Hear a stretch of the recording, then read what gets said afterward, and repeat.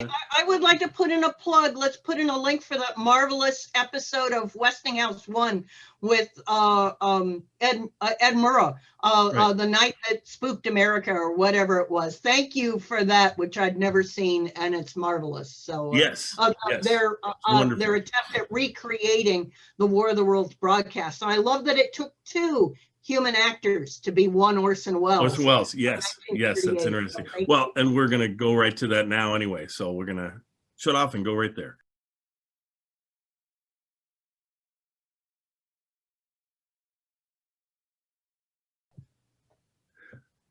All right, Jello again. This is Buck Benny speaking. I'm joined with John, Terry, Kathy, even a faster intro, and we're presenting. We're doing kind of Orson Welles week, and this show we're going to be presenting is let Kathy introduce it. She'll do better than I am. Go ahead, Kathy. Well, thank you for showing me this. I'd had no idea it existed, but it's a marvelous piece. Westinghouse Studio One, which was known as one of the premier live anthology drama broadcasts, and yet it's kind of a documentary. It's starring or featuring as the host Edward R Murrow, CBS's very famous, highly regarded head of their news team, and presenting this as a kind of documentary about the impact of the War of the Worlds broadcast on America. So it's kind of like it's his See It Now, or CBS was there kind of thing. But I love that it's live television drama of the mid to late 50s. So you see these tight close-ups of black and white people seeming to sweat as they come near the camera and show their emotions. So thank you. And then the marvelous commercials that go on and on and on. I want all of those Westinghouse appliances that are so huge in the commercials. That they could break it up themselves, whereas the point of the War of the Worlds broadcast and the panic that supposedly ensued from it was people not knowing that it was broken up as a kind of regular entertainment show with advertisements and things like that. I want to hear what the other people have to say. Yeah. As I said, but I'm so grateful to be exposed to this because I want to use it in my classes now. It's both marvelous 50s TV. It's a very interesting take on the War of the Worlds broadcast and its impact, and it has a particular point of view that's trying to absolve CBS of any culpability. So. Exactly. Terry, what do you think? Well, as they say, full disclosure, I'm a former CBS News reporter, and still have affection for what we called the Tiffany Network back in the day, but and of course admired Edward R Murrow. One of the things that CBS did quite often was to do these recreations, and as you said, Kathy, they were trying to absolve themselves of the criticism that came from the original 1938 broadcast. But rather than dwell on that, let me just point out, let me just read a few names of the supporting cast who were in the dramatization. The great Alexander Scorby, a voice actor. The wonderful Vincent Gardenia, Warren Beatty, Warren Oates, and three actors who made their television debut in this program: Ed Asner, James Coburn, who was credited as Jim Coburn, and John Ashton, all in this program. The three characters in the bar were named Tom, Dick, and Harry. I mean, come on, guys, couldn't you be a little more creative than that?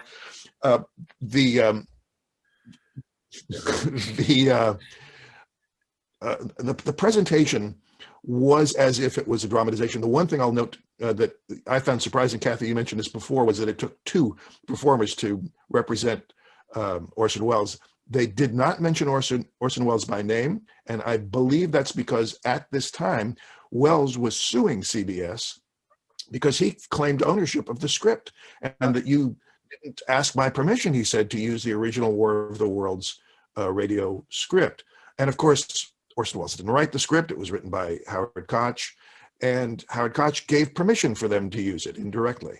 So Orson Welles lost that suit, and CBS was mad at Orson Welles. Lots of people were mad at Orson Welles, but I think the reason that he was not mentioned and that his character was divided in two was at least in part because of this legal dispute, and maybe also because what one person could be Orson Welles.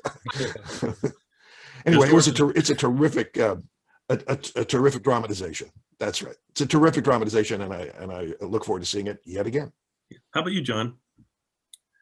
Well, there's sort of two sections in this program. One is the dramatization of people's reactions, and that is, I love the lore and mythology of what happened in War of the Worlds. Who knows exactly what happened, but I love to imagine those and see those represented. I think that's pretty cool. And on the other hand, my absolute favorite part is the recreations of the old time radio.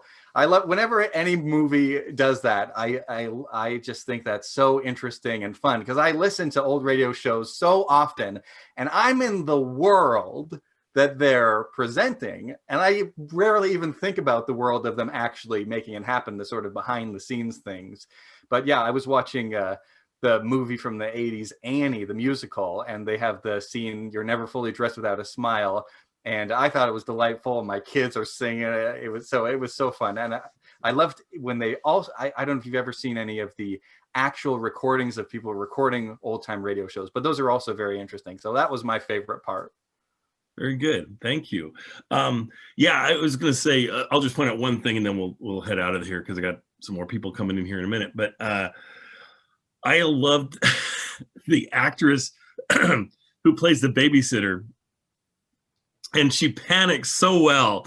She's like, in the audition, that's all the audition was. How well does she scream and freak out and the whole thing? And she's like, "Get home right away! Get home right away! The Martians are coming! The Martians are coming!" It was awesome. So no, I love this show, and it's neat to be able to present it. Sometimes the pace isn't quite what we're used to at a modern pace at all.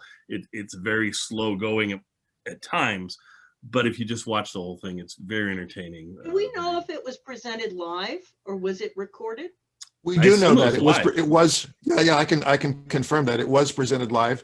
And I should say one last thing to tie it back to CBS, which is that Westinghouse, which was the sponsor of this broadcast, subsequently created its own broadcast network called Group W, and eventually Group W bought CBS.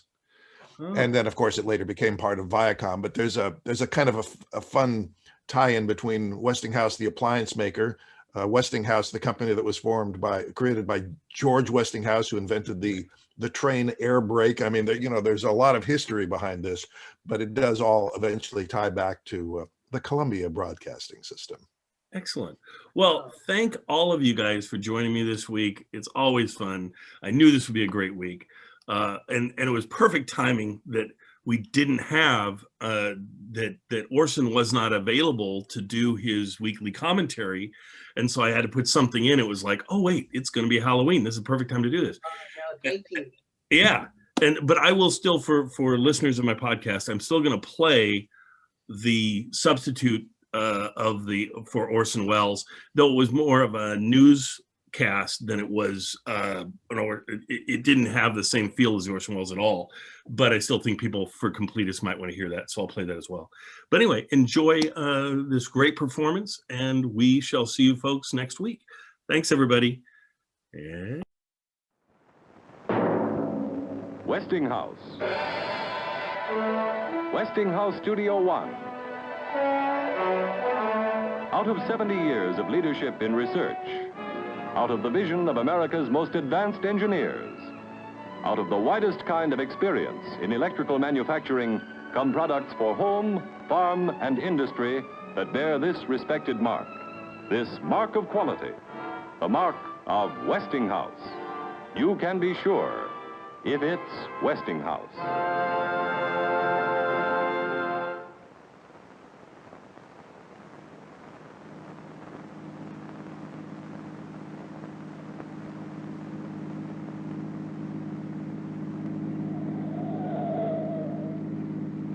Warning. Poisonous black smoke pouring in from Jersey marshes. Reaches South Street. Gas masks useless. Urge population to move into open spaces. Automobiles use routes 7, 23, 24. Avoid congested areas. Smoke now spreading over Raymond Boulevard.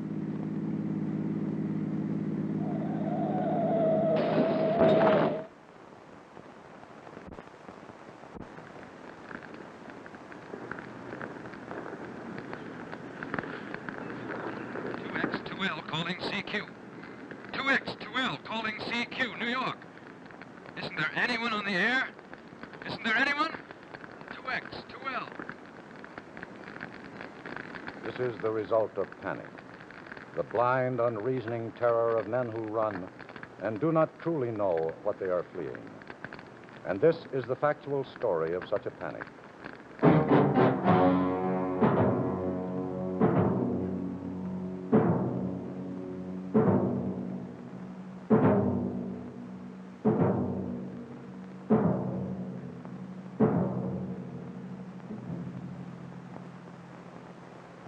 Good evening. I'm Ed Murrow, and this is the story of the night America trembled. It was October 30th, 1938. A night rather like other October nights in other years, except for perhaps two factors. First, it was a year in which the nations of the world, at peace for almost 20 years, had recently seen shattered their comfortable illusion of security. 2,000 miles away, across an ocean now realized to be no longer a safeguard against invasion, the arrogant demands of a power-hungry dictator had short weeks before forced haughty Britain and proud France to agree to the humiliating peace of Munich. Thus, point one, that world events had left men shaken and unsure, hence open to emotional attack against their reason, against their intelligence, and their logic. Point two is somewhat harder to accept, but it's equally valid. It can be traced back countless centuries, beyond civilized mankind's reasoned fear of war, to primitive man's instinctive terror of the great unknown. For October 30th was that mysterious night when dark tradition tells us fiends and demons walk the winds of the world. The one night of the year when even sensible men believe that almost anything can happen. The eve of Halloween, 1938. And in a radio studio of the Columbia Broadcasting System in New York City, the actors and staff of the Mercury Theater on the air were putting the final touches to what was frankly a terror tale, which was to go on the air within a few short minutes. We see them now in the final moments of rehearsal with their director.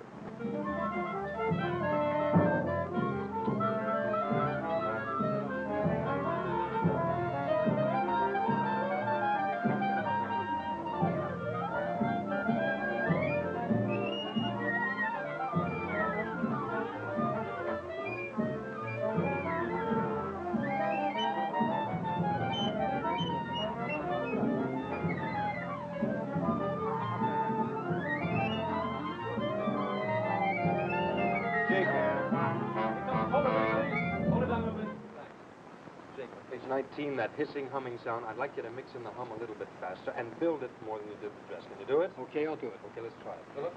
19? Yeah, Yeah, I got it. About here. Hmm? Yeah. The captain and two policemen advance with something in their hands. As I can see it now, it's a white handkerchief tied to a pole, a flag of truce. If those creatures know what that means, what anything means... Now, wait, something's happening. A humped shape is rising out of the pit. I can make out a small beam of light against the mirror. What's that? There's a jet of flame springing from that mirror, and it leaps right at the advancing men. It strikes them head on. Good Lord, they're turning to flame. Well, that ought to scare the daylights out of them. It does me, and I've been rehearsing it for hours. You never can tell. Radio listeners are pretty blasé now. Bill? Yes, sir. The sequence where you're calling old stations, the CQ call. Page 28. Yeah. Now, build that a shade more. You think you're the last man alive on Earth, so let's have a little more desperation, huh? I don't want to ham it up. Well, it's pure fantasy. Play with all the stops out, okay? Okay. All right. 15 minutes? Right. Okay. All right, everybody, take 10. Positions at 7:55. In October of 1938, the Columbia Broadcasting System radio network consisted of 110 affiliated stations in 44 states. There was practically no sizable community in America which could not be reached by CBS broadcasts. Thus, from Maine to California and from Canada to the Gulf, listeners were tuned to the Mercury Theater on that fateful night.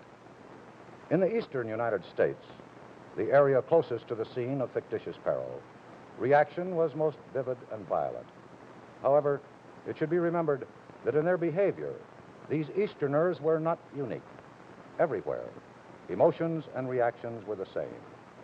Panic struck universally out of the dark but peaceful sky on a night that began quietly enough. Mother, that's Bob. Will you let him in, please?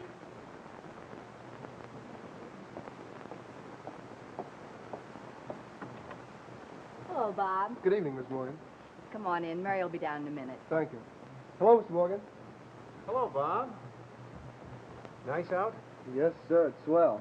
Getting chilly? No, it's just right. Perfect football weather. You see the game yesterday? You bet I did. 14-0. Pretty good team this year, huh? 7th in the national ratings. We ought to be first, too. We haven't even been scored on yet. Those 7 Iron Dukes. Think they'll make the Rose Bowl? Well, I'll tell you, I think if we can get by Syracuse and Pitt, we got a good chance. Hi, But if Bob. Hi, Ben. Sorry to keep you waiting. That's okay. We got plenty of time. Second show doesn't start for an hour. Oh, where are we going? I thought maybe the Alto, Oh, what's playing there? Ginger Rogers and Fred Astaire and Carefree. You seen it? No, but I'd love to. Good night, Dad. Bob, don't keep her out too late. No, sir. Good night, Mom. Good night, dear. Night, Bob. Good night, Miss Morgan. What's on tonight, Dad? What time is it? Oh, getting on to 8. CBS, the Mercury Theater, NBC, Edgar Bergen and Charlie McCarthy. Charlie McCarthy. I like him. Let's listen to that.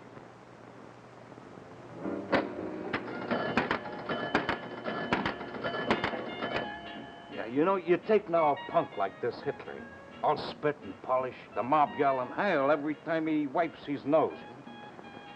A guy like him don't raise an army just for the fun. Mark my words, there's gonna be trouble. Maybe even sooner than you think. Hitler's just a big bag of wind. I don't know about that now. Phyllis. He already grabbed Austria and Czechoslovakia, ain't he? Now he's got his eye on Poland. A big bag of wind. Well, everybody made the mistake was they never should have buckled under him from the beginning. If they just told him to go jump in the lake, well, what could he do? Huh? Huh? France on the west, Russia on the east, Mussolini in the south. He can't move a muscle in any direction. Yeah, he could go up. Up? Yeah, hit all of a sudden from the air, anywhere he likes. America even. America? Sure, why not? Oh, I'd like to see him try to bomb this country. Yeah, you maybe, but not me. Because he just might get away with it. I don't want to be nowhere around when the bomb starts falling. You know, you sound like them Europeans. They're all too yellow to call us bluff. Yellow? What do you mean yellow, huh? Well, I just said... Yeah, that I they're heard all what you said. You think I'm yellow, is that it? Now, wait a minute, Come on. Tom. He didn't Now, mean let you. go of me. How about that? You think I'm yellow? Now, look, you two, I don't want no trouble here. Lay off, will you? I didn't mean you. I just meant anybody who won't stand up and fight for his country. Yeah, I'll fight for my country, same as the next guy. Don't think nothing different, huh?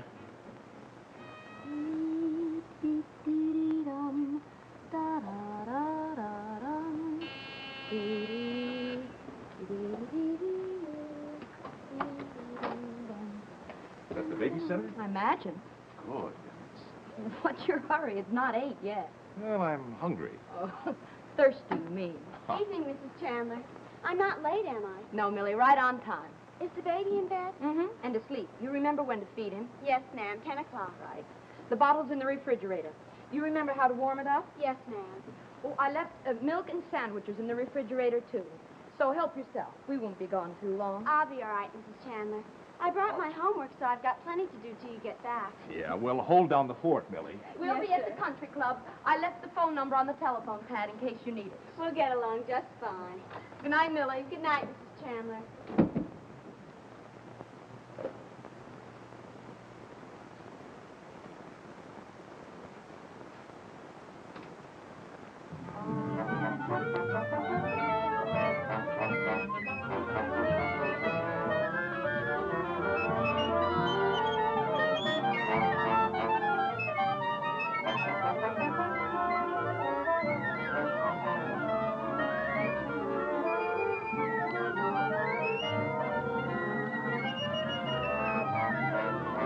10 seconds.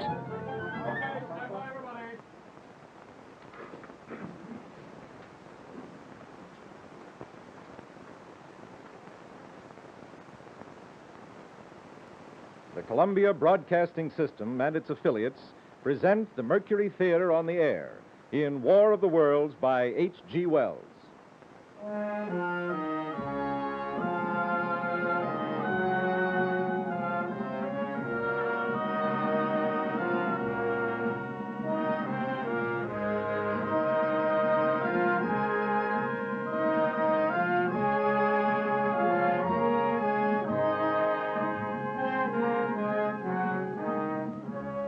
Ladies and gentlemen, the host of the Mercury Theater. We know now that in the early years of the 20th century, this world was being watched closely by intelligences greater than man's and yet as mortal as his own. We know now that as human beings busied themselves about their various concerns, they were scrutinized and studied perhaps almost as narrowly as a man with a microscope might scrutinize the transient creatures that swarm and multiply in a drop of water.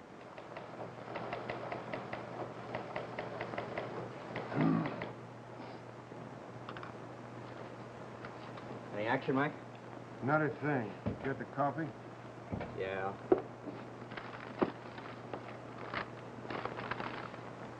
You said black, didn't you? Yeah, that's right. It's yours, then. Thanks. 154 calling PD1. 154 calling PD1. 154. This is PD1. Come in. Mac, give me a rundown on New Jersey license 3F92. Repeat, New Jersey license 3F92. Run down on New Jersey license 3F92. Will do. Hold on. Wainwright again. Who else? Does he think they're all stolen cars? He calls in about 20 a night. That's what you call an obsession. He reads too much Dick Tracy. That could be.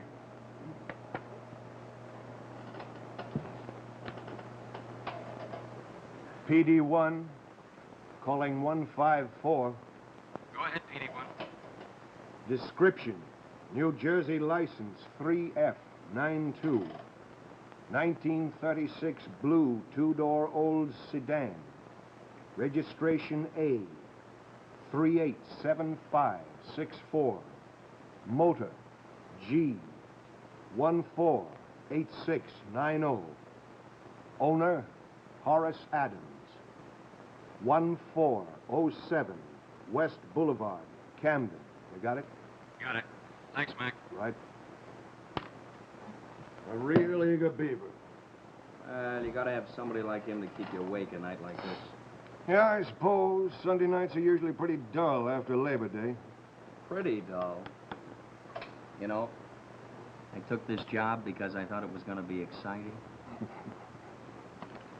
On this particular evening, October 30th, the Crosley Rating Service estimated that 32 million people were listening in on radios. For the next 24 hours, not much change in temperature. A slight atmospheric disturbance of undetermined origin is reported over Nova Scotia, causing a low-pressure area to move down rather rapidly over the northeastern states, bringing a forecast of rain accompanied by winds of light gale force. Maximum temperature 66, minimum 48. This weather report comes to you from the Government Weather Bureau. We now take you to the Meridian Room in the Hotel Park Plaza in downtown New York, where you will be entertained by the music of Ramon Raquello and his orchestra.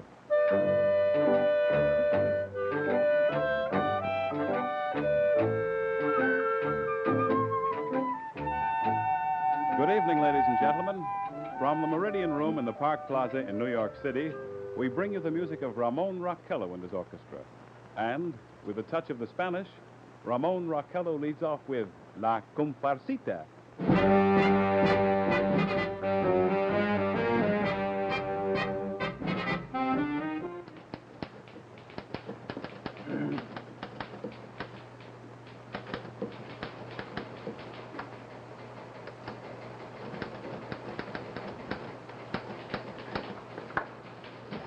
Thanks, Tommy.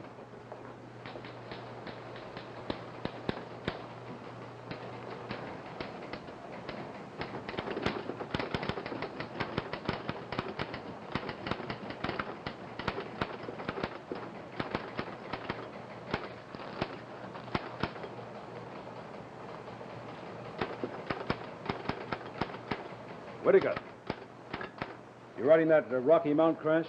Yep. Almost finished. How much copy you got on it? Column and a half, maybe. Build it to 2 columns. I got a good picture here and a double column spot on the front page. Okay. There's not really much to it. No serious injuries. Yeah. Could use a good lead story. All I've got is a community fund report. That's the trouble on Sunday nights. Nothing ever happens. That's right. That's the trouble with Sunday nights in the news business. Nothing ever happens. These people are comfortable, relaxed. You might say even bovine in their smug complacency. It's a Sunday night like other Sunday nights. Quiet, uneventful. America is at peace. There's no threat of war. They have no way of dreaming that within a few short minutes, their complacency is to be rudely shattered by an actor's voice speaking lines from a play.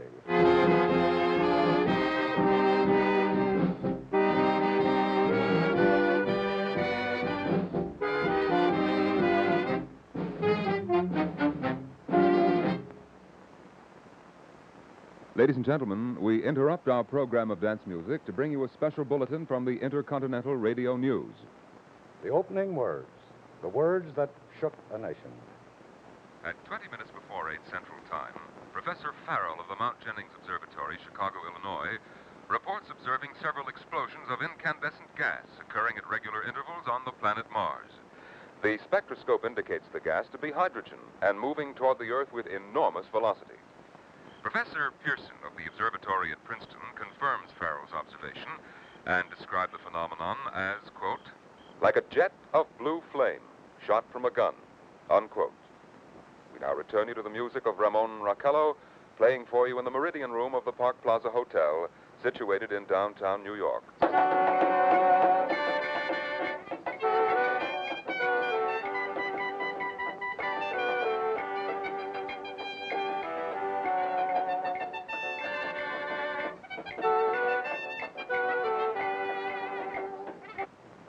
One troubled face out of 10.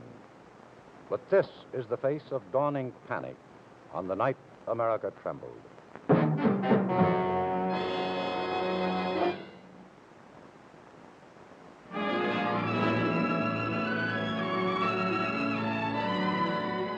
And now, a word from John Cameron Swayze. Ladies and gentlemen, good evening to you. When scientists learned to split the atom, they found that it released something. It was energy in the form of heat. But it wasn't much from just one atom, so they set up a chain reaction like this.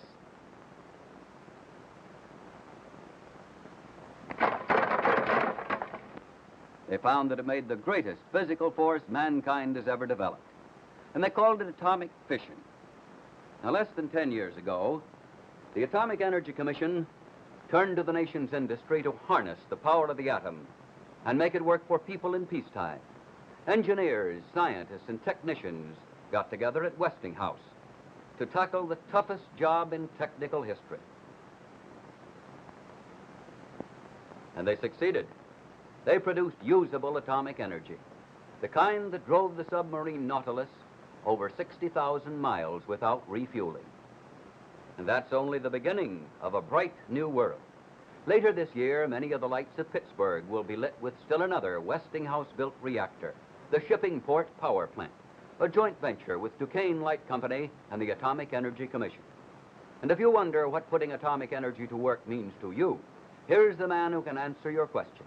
He's the man who set up the Atomic Power Division of Westinghouse, Mr. Charles Weaver, Vice President for Atomic Power. Thank you, John. Today, atomic power isn't just a hope. It's as much a fact as coal and oil. Just as coal and oil started new industrial progress, atomic energy marks the beginning of a new era, with new comforts, new power to get where you want to go and do what you want to do. Putting this new atomic force to useful work is a source of great satisfaction to us at Westinghouse. Yes, in atomic power, too. Westinghouse is first with the future. The night America trembled. we are bringing you the true story of the most memorable dramatic broadcast in the history of radio. The Mercury Theater's unforgettable dramatization of War of the Worlds. The broadcast has just begun. Its effect is not yet beginning to make itself felt in the cities and hamlets of a nation soon to be caught in the grip of ungovernable terror.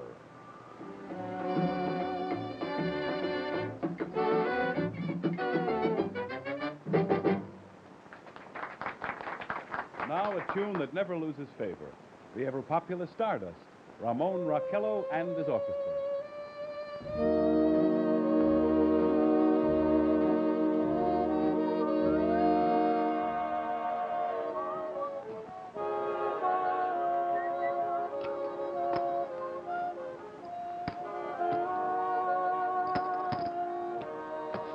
Cards, gentlemen. 3. You flop. Senator Mega Masons, will you please? Sure. One big one? Oh. Okay, dealer takes 2. Opener bets. Check the one card drawer. Check. Ladies and gentlemen, following on the news given in our bulletin a moment ago, Try the me, Government find out. Meteorological Bureau has Okay. requested the large I'll up you a observatories quarter. of the country to keep an astronomical watch on any further disturbances occurring on the planet Mars. Due to the unusual nature of this occurrence, we have arranged an interview with the noted astronomer, Professor Pearson, who will give us his views on the subject. In a few moments, we will take you to the Princeton Observatory at Princeton, New Jersey. We return you until then to the music of Ramon Raquello and his orchestra. Who cares? You turn that off. Turn it off. I'm studying. You want to study? Go up to your own room. I'm the gregarious type, okay?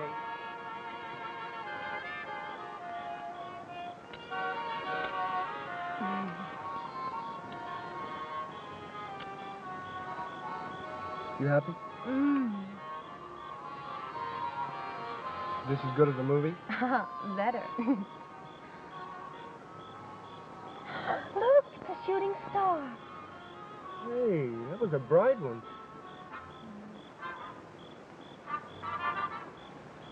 Cigarette? Thank you.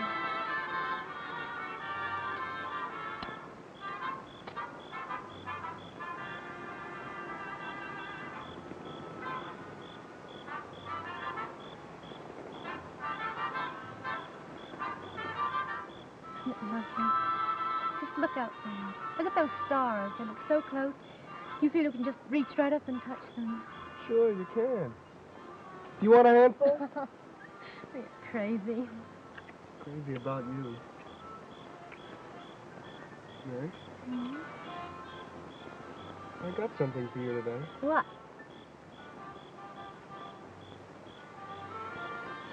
This.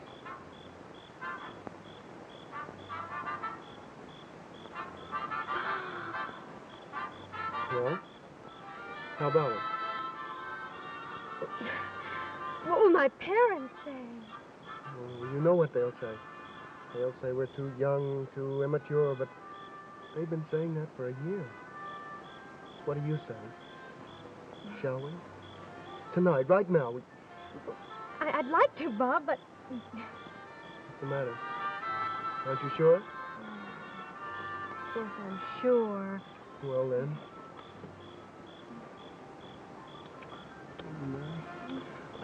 I know a justice of the peace, and we could be there in an hour.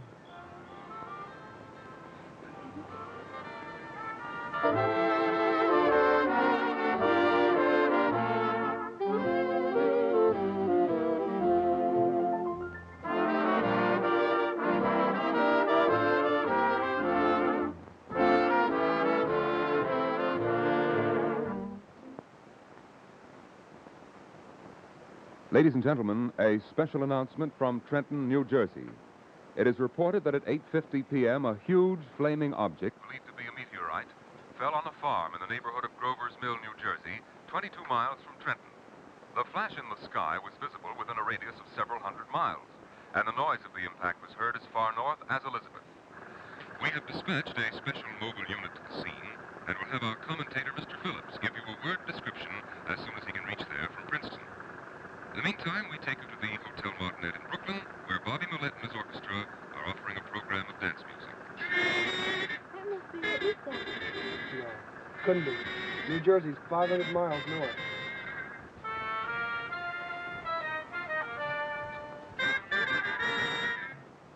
We take you now to Grover's Mill. Ladies and gentlemen, this is Carl Phillips again at the Wilmouth Farm, Grover's Mill, New Jersey. Professor Pearson and myself made the 11 miles from Princeton in just 10 minutes. Well, I hardly know where to begin to paint for you a word picture of the strange scene before my eyes. I guess that's the thing directly in front of me, half buried in a vast pit. Must have struck with terrific force. The ground is covered with splinters of a tree it must have struck on the way down. Now, what I can see of the object itself doesn't look very much like a meteor, at least not like the meteors I've seen. It looks more like a huge cylinder. The color is sort of yellowish white. Curious spectators now are pressing close to the object in spite of the efforts of the police to keep them back. One man wants to touch the thing. He's having an argument with a policeman. And the policeman wins. Now, ladies and gentlemen, there's something I haven't mentioned in all this excitement, but it's becoming more distinct. Perhaps you've caught it already on your radio. Listen. You hear it? It's a curious humming sound that seems to come from inside the object. Now, I'll move the microphone closer. Now, here we are. Now, we're not more than, 25 feet away. Can you hear it now?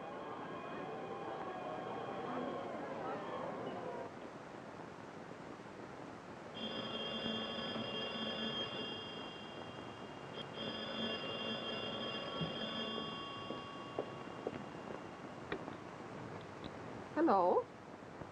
Oh, hello, Molly. No, I'm just waiting here for Paul and his wife. We're going to church. The radio? No, I haven't. Why? What? Well, just for a minute, perhaps. Thanks, Molly. The thing is smooth and, as you can see, of cylindrical shape. Just a minute. Something's happening. Ladies and gentlemen, this is terrific. This end of the thing is beginning to flake off. The top is beginning to rotate like a screw. The thing must be hollow. Hey, she's a-moving. Look, the darn thing's unscrewing. Keep back there. Keep back, I tell you. Hey, maybe there's men in it trying to escape. It's red hot. They'll burn to a cinder. Keep back there. Keep those idiots back.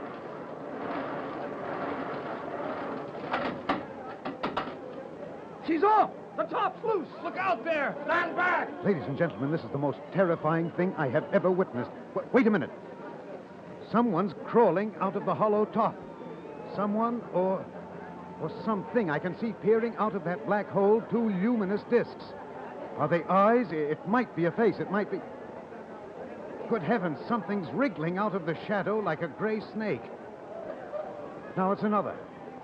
And another. They look like tentacles to me. There, I can see the thing's body.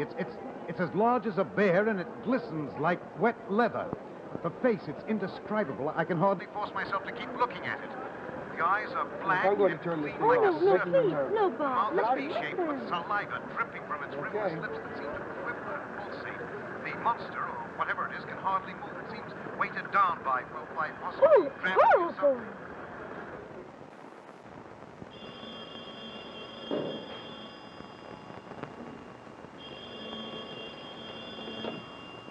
Times World City desk. A what? Wait a minute. Hey, Johnny, you got anything on the wire about a meteor falling in New Jersey? No, man, we haven't got anything on it. Nothing at all. No, man. Don't mention it. What do you suppose is ailing her? Why? What's up? She said she heard something on the radio about a meteor landing in New Jersey carrying Martian monsters. Boy, people. So, the Mercury Theater on the Air blithely proceeds with its dramatization of H.G. Wells' War of the Worlds. The actors, of course, have no way of knowing their performance is sowing the seeds of panic amongst hundreds of thousands who believe they're actually hearing a factual report. But others are beginning to feel its impact. For instance, the officers on duty at the State Police and Fire Dispatcher's Office in Trenton, New Jersey.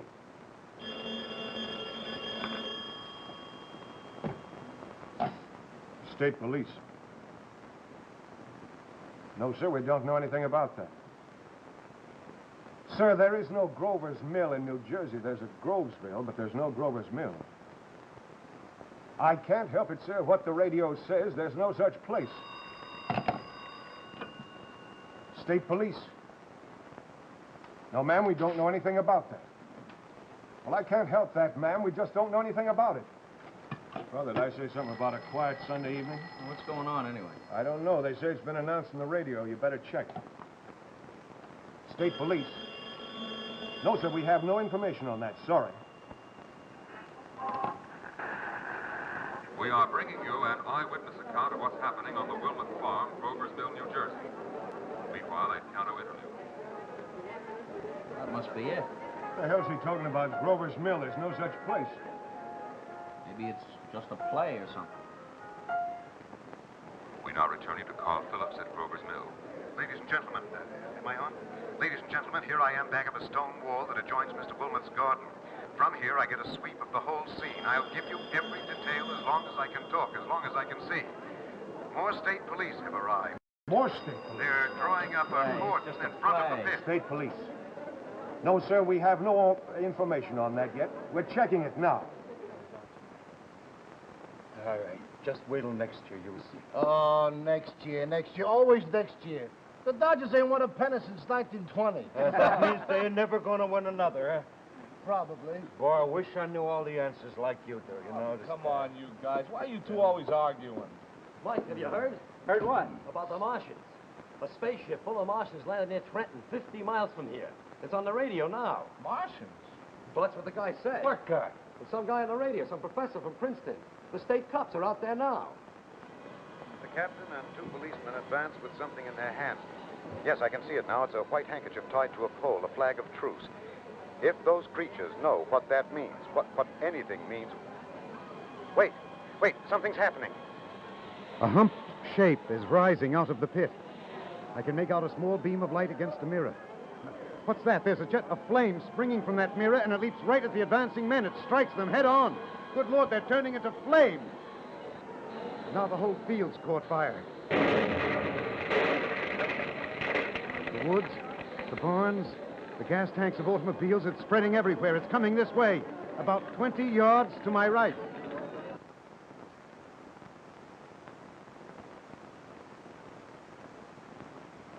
Ladies and gentlemen, due to circumstances beyond our control, we are unable to continue the broadcast from Grover's Mill. Evidently, there is some difficulty with our field transmission. However, we will return you to that spot at the earliest opportunity. Well, come on. In the meantime... Come on, we gotta get down there fast. I got a car. Down where? Down at Grover's Mill. Well, where's Grover's Mill? Somewhere near Trenton, I think. Oh, now, wait a minute, fellas. We don't know what this is all about. Who don't know? It's like I told you. It's the Nazis. The guy on the radio said it was monsters from Mars. It's Nazi air raids. Come on. We got... Hey, you guys, wait for me.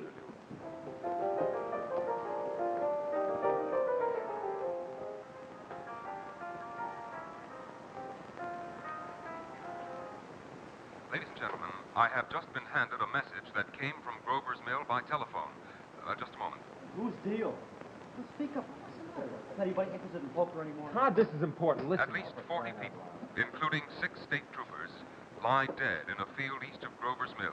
Their bodies burned and distorted beyond all possible recognition. Ladies and gentlemen, the next voice you hear will be that of Brigadier General Montgomery Smith, commander of the state militia at Trenton, New Jersey. Trenton, that's where my family lives. Listen. I have been requested by the governor of New Jersey to place the counties of Mercer and Middlesex as far west as Princeton and east to Jamesburg under martial law. 4 companies of state militia are proceeding from Trenton to Grover's Mill and will aid in the evacuation of homes within the range of military operations. Thank you. You have just been listening Sure, you hear that? They're calling us the Army. Hey, my folks, I think I better call them. Take it easy, Buzz. They're all right. How do you know? I'm call them. Listen, how far is that from here? A couple hundred miles. Come on, let's play cards. Huh? No, put me out. I don't want to play. Combined fire departments of Mercer County are fighting the flames which menace the entire countryside. We have been unable to establish any contact with our mobile unit at Grover's Mill, but we hope to be able to return you there at the earliest possible moment. Something moving. Solid metal. Kind of a shield-like affair rising up out of the cylinder. It's standing on legs, actually rearing up on a sort of metal framework. Now it's reaching above the trees, and the searchlights are on it. Hold on! Ladies and gentlemen, I have a grave announcement to make. Incredible as it may seem, both the observations of science and the evidence of our own eyes lead to the inescapable assumption that those strange beings who landed in the Jersey farmlands tonight are the vanguard of an invading army from the planet Mars. Mars? Bob, turn around. Go back. Go back. Bob, I want to go home. I want to go home.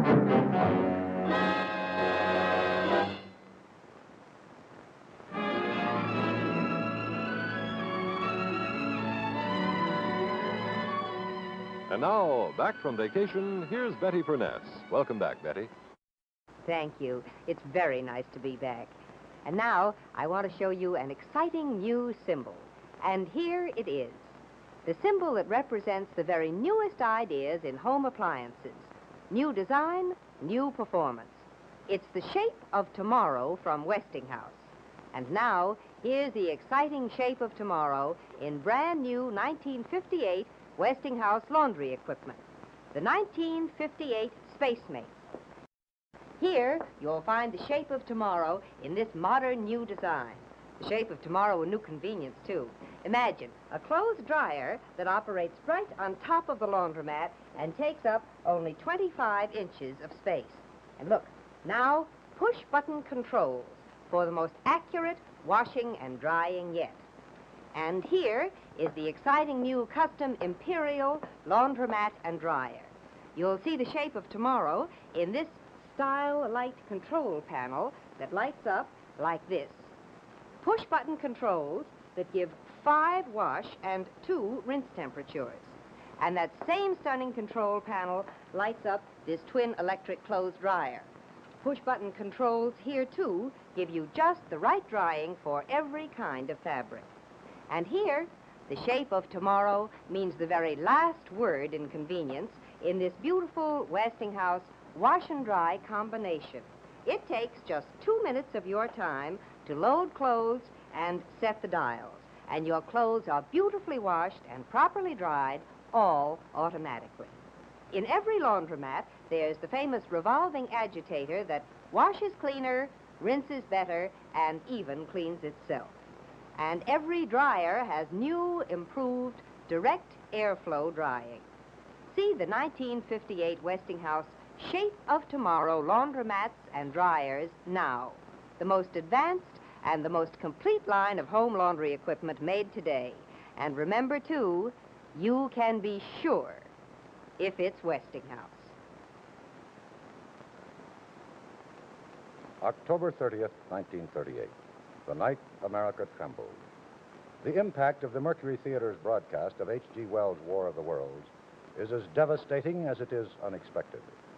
The Columbia Broadcasting System and its affiliated stations, the newspapers, the police and fire departments of the whole nation, all are being deluged by a Niagara of calls from frenzied listeners who believe the radio drama to be the real thing. More than 1 million listeners from coast to coast are caught in the grip of a contagious mass hysteria, and they flee in terror from an incredible bogeyman, mythical invaders from the planet Mars. Strewn over the battle area from Grover's Mill to Plainsboro, crushed and trampled to death under the metal feet of the monster, or burned to cinders by its heat ray. Langham Field, Virginia. Scouting planes report 3 Martian machines visible above treetops, moving north toward Somerville with population fleeing ahead of them. Heat ray not in use. Although advancing at express train speed, invaders pick their way carefully. 1 moment, please. Here is a bulletin from Basking Ridge, New Jersey. Coon hunters have stumbled on a second cylinder similar to the first, embedded in the Great Swamp 20 miles south of Morristown. Hello? Is this the country club? I want to speak to Mr. or Mrs. Chandler. And hurry. Please hurry. The can be opened and the fighting machine rigged. They are taking up position in the foothills Hello? of Mancho Mountain. Mr. Chandler, this is Millie. Can you come home, please, right away? No, the baby's all right. It's the Martians.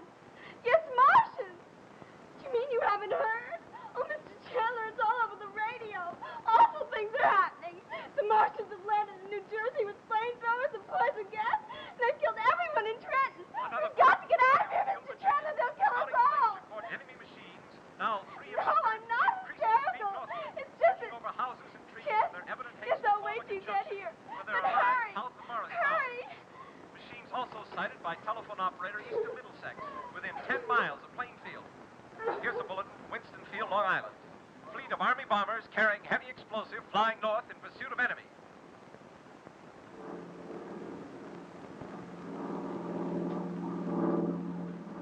Army bombing plane V-843 off Bayonne, New Jersey. Lieutenant Vogt commanding 8 bombers reporting to Commander Fairfax, Langham Field. This is Vogt reporting to Commander Fairfax, Langham Field. Enemy tripod machines now in sight, reinforced by 3 machines from the Morristown cylinder, 6 altogether. 1 machine partially crippled, believed hit by shells from Army gun and Watchung Mountains. Guns now appear silent. A heavy black fog hanging close to the earth of extreme. You want me to? Yes, listen, this thing's gotten out of hand. The switchboard downstairs is flooded with calls. People who think it's the real McCoy. No kidding. I wish I were. It's an awful mess. But they can't. It was clearly announced as a play. Well, I know that, but they don't.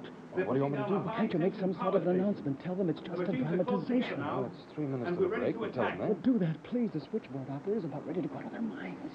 Plane circling, ready to strike. 1,000 yards and we'll be over the first.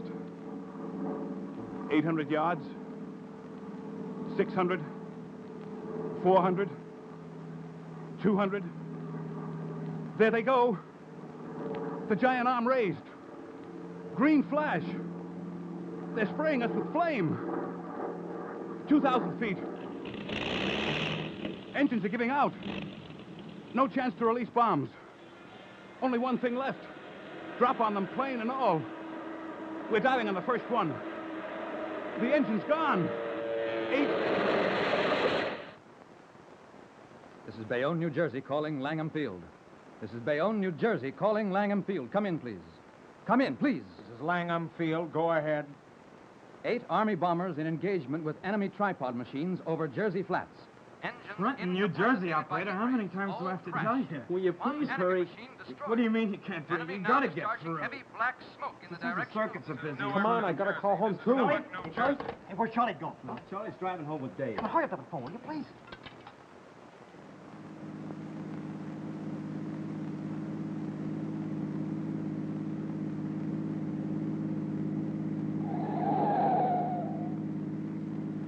Warning. Poisonous black smoke pouring in from Jersey marshes. Reaches South Street. Gas masks useless. Urge population to move into open spaces. Automobiles use routes 7, 23, 24. Avoid congested areas. Smoke now spreading over Raymond Boulevard.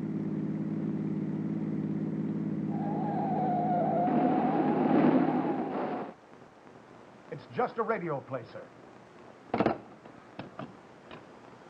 State police. No, ma'am, it's just a radio play. State police. No, sir, it's just a No, sir, we have no official confirmation, but we believe it's just a radio play. Got anything yet, Brownie? No. Wait a minute, something's coming in now. Hey, this is it. State police. It's just a radio play, ma'am. Attention Yes. all units, attention We're not all sure units. we think so. There is Yes. no invasion You're from welcome. Mars. The invasion panic is the result of a radio broadcast. Repeat, there is no invasion from Mars. Proceed to distribute just this a radio play, information sir. as quickly as possible. Yes, sir, we're positive. Attention all units, attention all units. I'm speaking from the roof of the broadcasting building, New York City. The bells you hear are ringing to warn people to evacuate the city as the Martians approach. Estimate that in the last 2 hours, 3 million people have moved out along the roads to the north. Hutchison River Parkway still kept open for motor traffic. Avoid bridges to Long Island, hopelessly jammed. All communication with Jersey Shore closed 10 minutes ago. No more defenses. Our Army wiped out, artillery, Air Force, everything wiped out. This may be the last broadcast. We'll stay here to the end. Oh, Jane, it's the end of the world. We're all going to die. I just heard it on the radio. Give me a ticket. Anywhere. As far as this will take me. And hurry. The Martians are coming. Black smoke drifting over the city. People in the streets see it now. They're running towards the East River. Thousands of them dropping in like rats. Now the smoke's spreading faster. It's reached Times Square. They're falling like flies. Now the smoke is crossing 6th Avenue, 5th Avenue. It's 100 yards away, 50 feet. What on earth's the matter with you? The babies! The monsters! The monsters are going to kill us! Now, Monsters, what, Marge? What The radio! Radio? Dead. The announcer must be dead. 2X2L calling CQ. 2X2L calling CQ. 2X2L calling CQ, New York. Isn't there anyone on the air? Isn't there anyone? 2X2L. It's just a radio play, sir. The whole city must have gone nuts. You mean the whole nation? The AP says the same thing's happening everywhere. This is the lead story I wanted, and I can't even find time to remake the front page. When is this ever going to end? It's just a radio play, man. No, man. There is no invasion. It's just a radio play. Engine Company 5 and Chemical 3 to Somerset and Hey, Ward. where's Grover's Mills? What? We come to volunteer. Volunteer? Yeah, the Nazi war place where they land. Oh, it's the Martians. No, Somerset and Ward. There are Attention no all Martians. units. There are no Attention all Nazis. units. It's just a radio There is play. no Now go invasion home. from Mars. Repeat. A radio there is play? no That's all. invasion Now from beat it. Mars. Get out of here. Invasion. But, Chief, it was clearly announced as a play. Here's a publicity release in tonight's paper. Now, listen. When the Mercury Theater on the Air broadcasts over the Columbia Network at 8 p.m., they will do H.G. Wells' War of the Worlds. This is one of the first shows about Martians. It tells how the octopus-like creatures from Mars lay waste the Earth until there are only a few humans left. Yes, that's absolutely right. Every paper. Well, how clear can you make a thing? All they had to do was check. Nobody in his right mind would believe it. Here for Rudy Valley for 3 days. I'm getting hungry. Hungry? Yeah. Well, I'm the one that's hungry. I tell you, Charlie, I'm so starved, I could almost... Don't look at me that way. No, I'm just skinning bones, Fergus. Mary, what's the matter? What's going on here? It's a meteor, sir. No, it's the Martians. They're coming after us. They're destroying the world. Martians? What are you talking It's about? on the radio. We've been listening to the radio ever since you left. We haven't heard anything about it. I don't get it. It ought to be on every station, I'm Turn to sure. CBS. This is your host, ladies and gentlemen. Out of character to assure you that the War of the Worlds has no further significance than as the holiday offering it was intended to be. The Mercury Theater's own radio version of dressing up in a sheet and jumping out of a bush and saying boo. Starting now, we couldn't soap all your windows and steal all your garden gates by tomorrow night, so we did the next best thing. We annihilated the world before your very ears and utterly destroyed the Columbia Broadcasting System. Now, you will be relieved, I hope, to learn that we didn't mean it, and that both institutions are still open for business. So, goodbye, everybody, and remember, please, for the next day or so, the terrible lesson you learned tonight. That grinning, glowing, globular invader of your living room is an inhabitant of the pumpkin patch. And if your doorbell rings and nobody's there, that was no Martian. It's Halloween.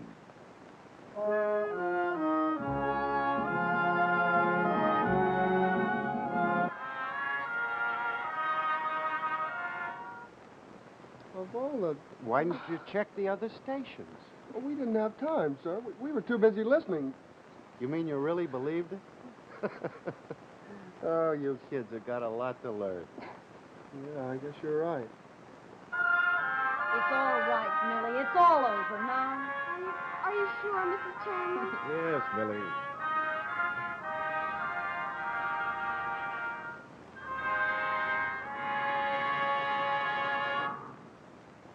This is CBS, the Columbia Broadcasting System. For the listeners who tuned in to the Mercury Theater on the air broadcast tonight and did not realize that the program was merely a radio adaptation of H.G. Wells' famous novel, The War of the Worlds, we are repeating the fact, made clear 4 times on the program, that the entire content of the play was entirely fictitious. But I don't understand. Well, it was just a radio play, Millie. I can't believe it. It was so real. Ah, yes, it was so real. So real that it completely fooled poor Millie and more than 1 million others who slowly came to their senses and realized they'd been panicked by a colossal Halloween joke. And what were their reactions?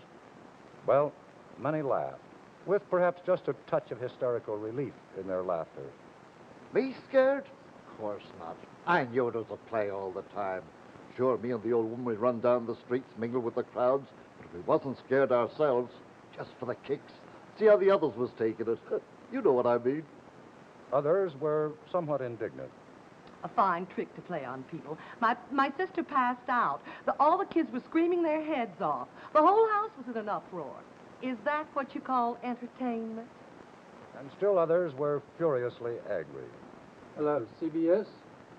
See here, what are you going to do about me? I'm 300 miles from home without a penny in my pocket. Where am I calling from? Buffalo, New York. That's where I'm calling from, and it's all your fault. So the reactions of the period. But there is one thing we must not overlook. All this took place in 1938, in a less sophisticated yesteryear that did not know the atom bomb, guided missiles, and rockets that may shortly fly to the moon. 20 years ago, the concept of an alien race was novel to us, hence alarming. Today, we realize that Mars is very near, closer perhaps in time than we imagine. There is every reason to believe that long before the Martians come to us, we will go to them. I wonder if we'll panic them as they did us on the night America trembled.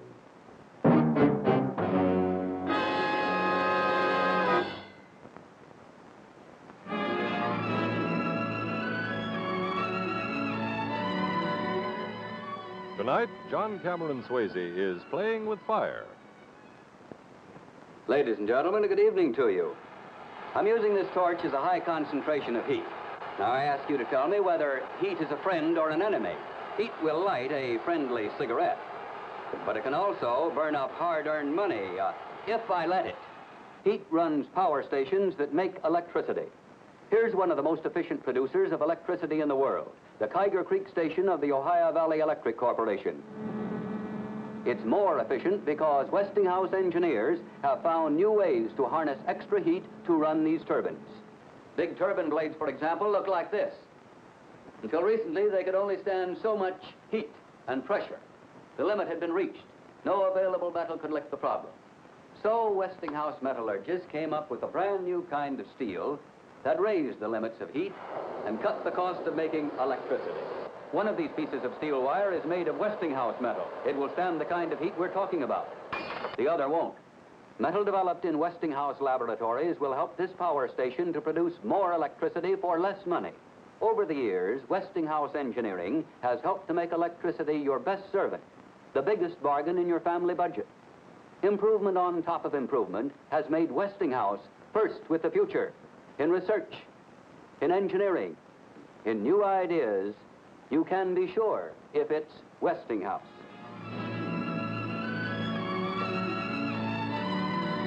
Westinghouse products seen on tonight's program are made in Mansfield, Ohio, and in Pittsburgh and Philadelphia, Pennsylvania. Your friends and neighbors at the more than 60 Westinghouse plants throughout America hope you enjoyed tonight's play.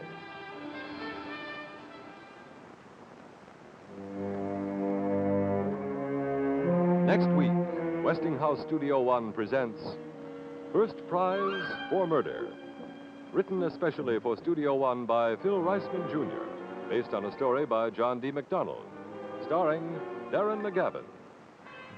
Who is Nathaniel Arch? No one has ever seen him. Here is the best available picture of the mysterious Mr. Arch. All that is known is that he wrote the mystery novel Double Dead, which has won Mystery Writers of America's prize for the best novel by a new writer. It is not widely known, however, that Double Dead reveals the details of an actual double murder that the authorities have never been able to solve. Be sure to join us next week to find the answer to Who is Nathaniel Arch? In First Prize for Murder, starring Darren McGavin.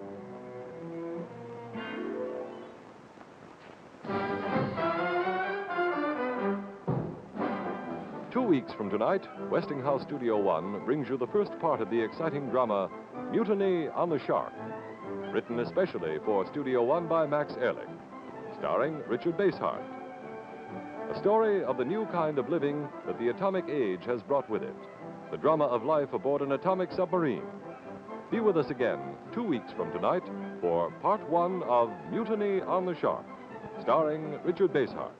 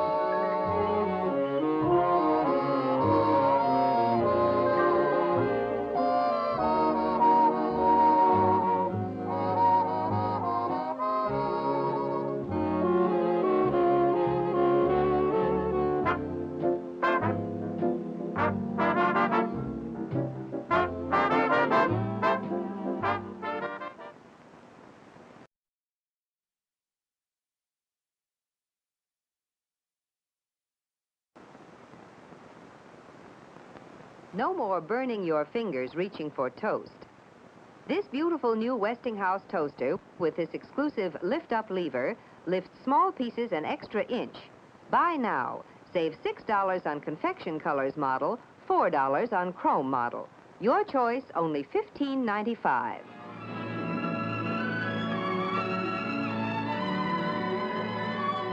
Studio One gratefully acknowledges the cooperation of Paramount Pictures, whose current release is Cecil B. DeMille's 10 Commandments.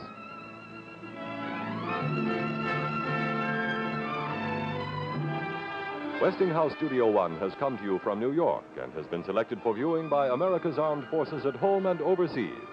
This is Art Hanna saying good night for Westinghouse.